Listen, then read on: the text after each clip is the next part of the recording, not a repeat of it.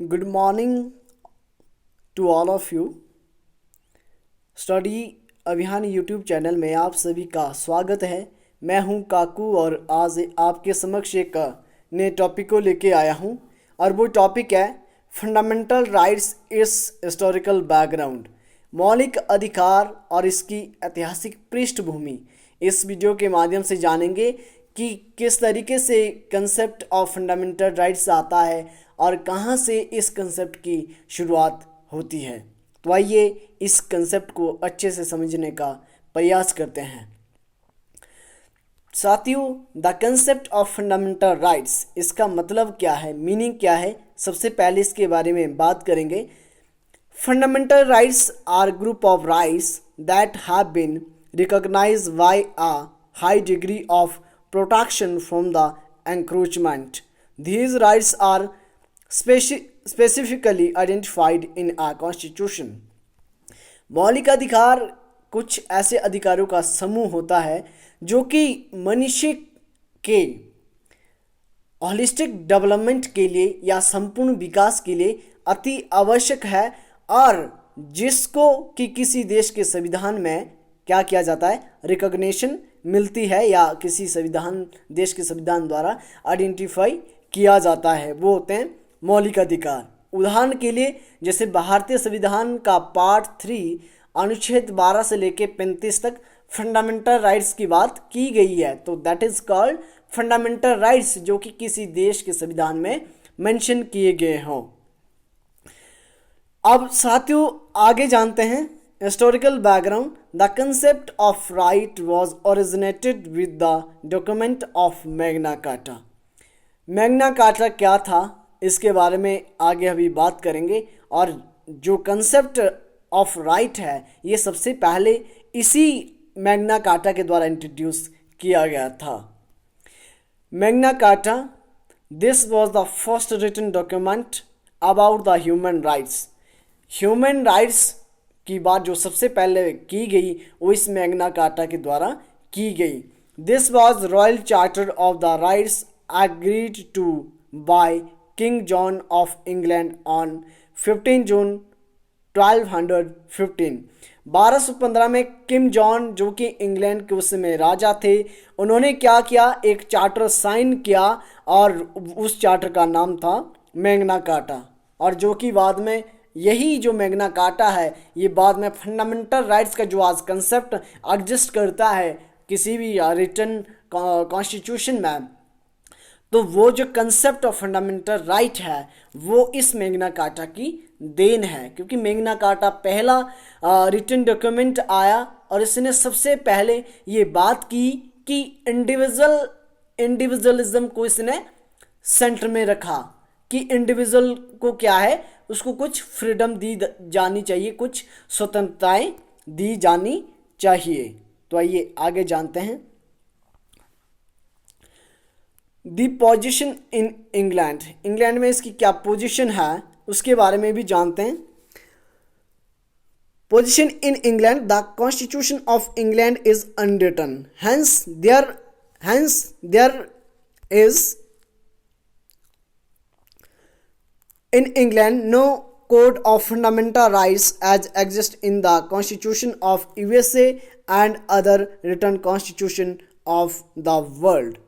जो इंग्लैंड का जो संविधान है वो आलिखित संविधान है और जो आलिखित संविधान वहाँ पर उसके जो फंडामेंटल राइट्स है वो क्या है, एग्जिस्ट नहीं करते हैं संविधान में, जैसे कि अमेरिका और अदर जो वर्ल्ड की कंट्रीज है जहाँ पर रिटर्न कॉन्स्टिट्यूशन है जैसा कि वहाँ पर एग्जिस्ट करते हैं। तो ये इंग्लैंड की बात है। दूसरा है इंग्लैंड का कि judiciary is the guardian of individual rights. जो इंडिविजुअल के राइट्स है उसका जो संरक्षक है वो पूरे वर्ल्ड की अगर हम बात करें तो ऑलमोस्ट जुडिशरी ही होती है। In England as elsewhere, what there is a fundamental difference. While in England the court have the fullest power to protect the individual against executive tyranny, the court are powerless as against legislative aggregation upon individual rights. इसका मतलब क्या है? इसका मतलब है कि जो judiciary है इंग्लैंड की, उसको ये फुल अधिकार है कि वो इंडिविजुअल के राइट्स को एग्जीक्यूटिव के एंक्रोचमेंट या जो एग्जीक्यूटिव है, जो वहाँ की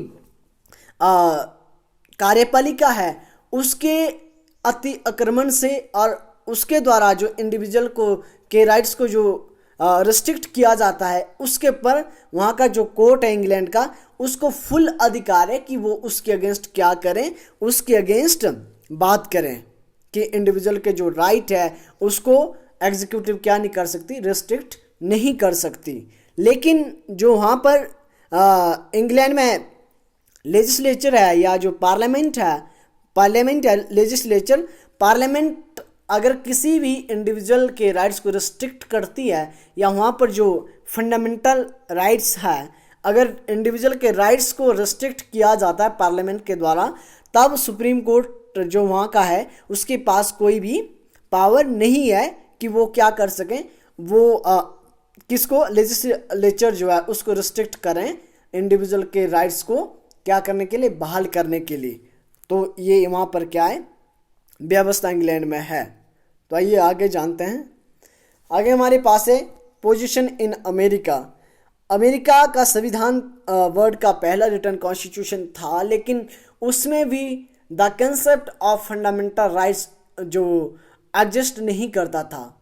लेकिन बाद में फर्स्ट जो 10 अमेंडमेंट हुए, 10 जो संशोधन हुए, उसके द्वारा अमेरिका में क्या किया गया, फंडामेंटल राइट्स या मौलिक अधिकार का जो कंसेप्ट है वो इंट्रोड्यूस किया गया। तो आइए अमेरिका की क्या पोजीशन है उसके बारे में भी बात करते हैं। Bill of rights in USA. The United states bill of right comprises the first 10 amendment to the United States Constitution. This bill was proposed on 25 September 1789 and it was ratified on 15 December 1791.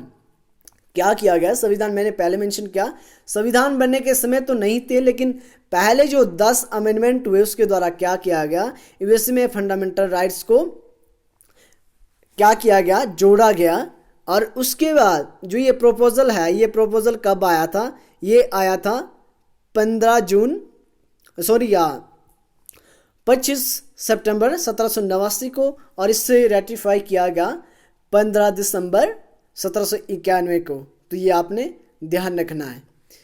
American bill of rights contain the first 10 amendment of the constitution of the USA is equally binding upon the legislature और upon the executive।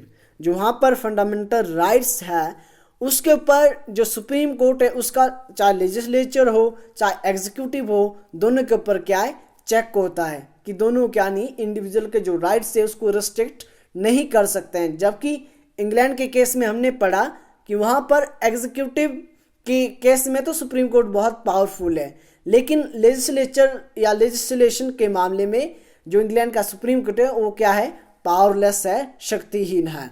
तो ये इन दोनों में क्या है, difference है। आइए आगे जानते हैं। The result has been established in the United States of judicial supremacy as oppose to the parliamentary supremacy in England.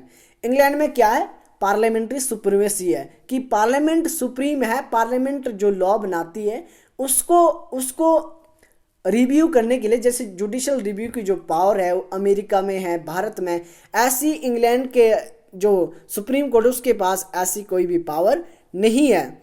तो यूएसए में क्या है, यूएसए में क्या है, जुडिशियल सुप्रीमेसी है, जबकि इंग्लैंड में पार्लियामेंट्री सुप्रीमेसी है। तो ये इन दोनों में क्या है, फर्क है। फ्रेंच रेवोल्यूशन 1789 में फ्रेंच रेवोल्यूशन हुई और उसने नारा दिया, स्लोगन दिया, लिबर्टी, इक्वालिटी एंड फ्रेटर्निटी। ये 3 अधिकार फ्रेंच रेवोल्यूशन के द्वारा बात की गई कि हर एक इंडिविजुअल को ये 3 अधिकार होने चाहिए, ये बात की गई।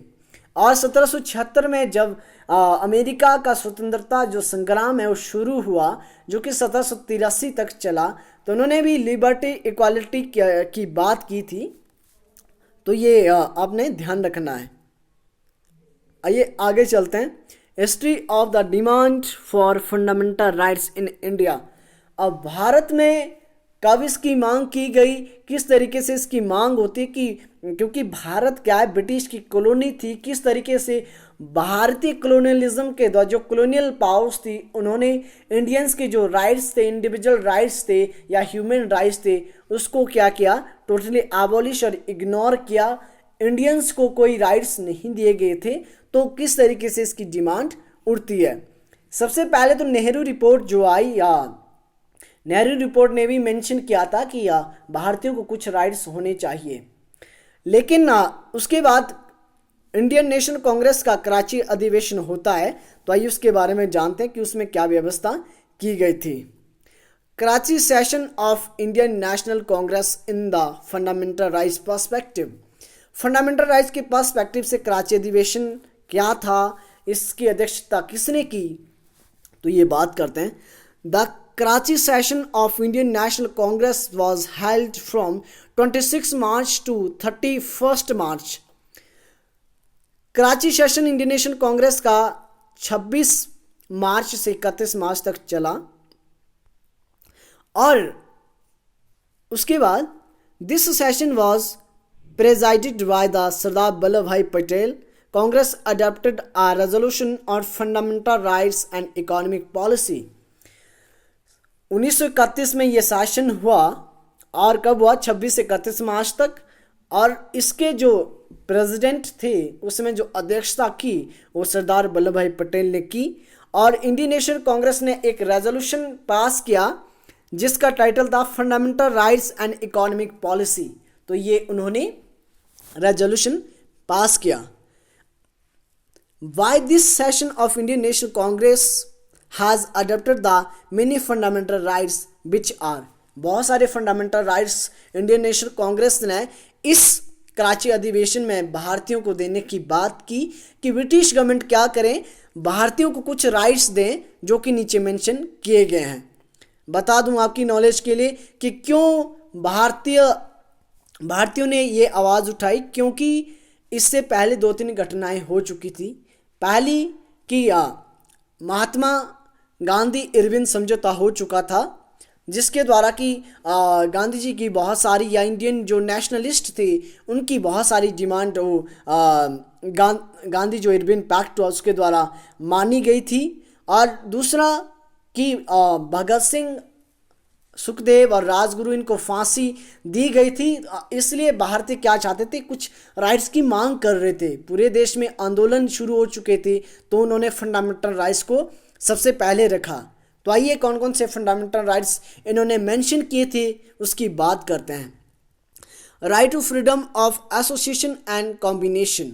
इन्होंने कहा कि पहली बात हमें राइट टू एसोसिएशन होना चाहिए, हम अपना ऑर्गेनाइजेशन बना सकते हैं, ये हमें अधिकार होना चाहिए, जो कि भारतीय संविधान का, अगर आप अभी भारतीय संविधान का अनुच्छेद 19 देखेंगे तो उसमें क्या है, अनुच्छेद 19 में भी जो राइट टू फ्रीडम है उसमें आपका right to freedom of association की भी बात की गई है।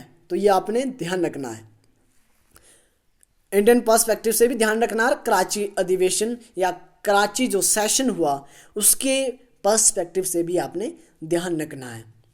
Right to speech and press, ये भी 19 में बात की गई है भारतीय संविधान के।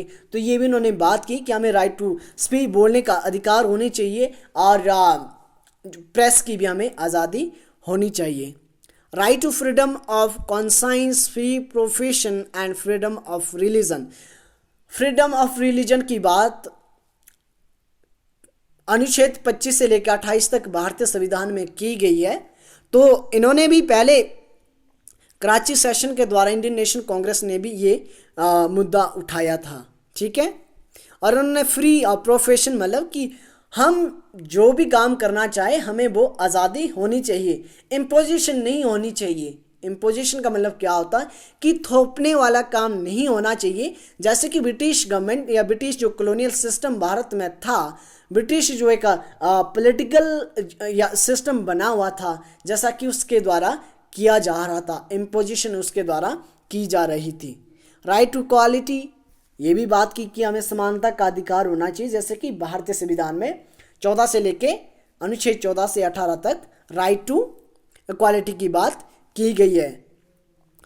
Right to free and compulsory primary education, इन्होंने बोला कि हमें क्या होनी चाहिए, प्राइमरी जो एजुकेशन है वो फ्री होना चाहिए और हर एक भारतीयों को प्राइमरी एजुकेशन प्राप्त करने का अधिकार होना चाहिए। ये भी कराची जो सेशन हुआ उसके द्वारा इंडियन जो फ्रीडम फाइटर्स थे या जो नेशनलिस्ट थे या जो इंडियन जो पैट्रियोटिक पर्सनालिटीज़ थी उन्होंने ये डिमांड रखी।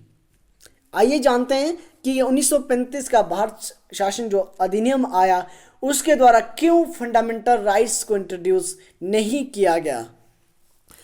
1935 British India Act in India, the Simon Commission and the Joint Parliamentary Committee which was responsible for the Government of India Act 1935 had rejected the idea of enacting Declaration of Fundamental Rights on the ground that abstract declarations are useless unless there exists the will and the means to make them effective।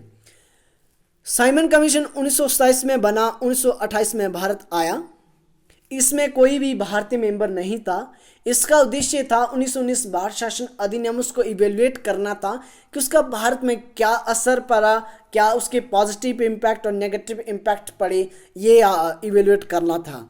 उसके बाद joint parliamentary एक committee बनाई गई थी और ये भी भारतीय या इंडिया में जो कॉलोनियल रूल था उसके पर्सपेक्टिव से बनाई गई थी। और इन दोनों ने क्या किया, 1900 भारत शासन अधिनियम जो 1935 था उसके लिए इन्होंने क्या बोला, उसमें ये व्यवस्था नहीं की गई कि भारतीयों को कुछ राइट होने चाहिए। क्यों? क्योंकि इन दोनों कमीशन ने, साइमन कमीशन ने भी, जॉइंट पार्लियामेंट्री कमेटी ने भी, इन दोनों ने क्या किया, रिजेक्ट किया फंडामेंटल राइट्स का जो आइडिया था। क्योंकि इनका मानना था कि भारत में जो आज़ादी के लिए जो आंदोलन है वो अपनी चरम सीमा पर है और अगर उन्हें राइट्स मिल गए, फंडामेंटल राइट्स मिल गए, तो ब्रिटिश जो कॉलोनियल रूल यहाँ पर एग्जिस्ट कर रहा है उसके लिए सबसे बड़ा थ्रेट या खतरा होगा। इसलिए भारतीयों को 1900 भारत शासन अधिनियम 1935 के अधिनियम के द्वारा कोई भी फंडामेंटल राइट्स नहीं दिए गए। अब लास्ट में यहाँ पर चेक योर सेल्फ, अपने बारे में जानो कि आपने यहाँ से क्या सीखा है। तो उसके लिए कुछ क्वेश्चंस है जिनके आंसर आप कमेंट सेक्शन में जाके या आपके पास अगर नोटबुक है तो उसको नोट कीजिएगा और इनको आंसर कीजिएगा। क्योंकि चाहे HPPAS हो, Himachal Pradesh public service commission हो, या कोई भी एलाइड सर्विसेज हो हिमाचल की हो, या अदर कोई भी कॉम्पिटिटिव एग्ज़ाम है जिसके कि मेंस भी होते हैं, तो उसके लिए ये काफ़ी आवश्यक क्वेश्चंस है।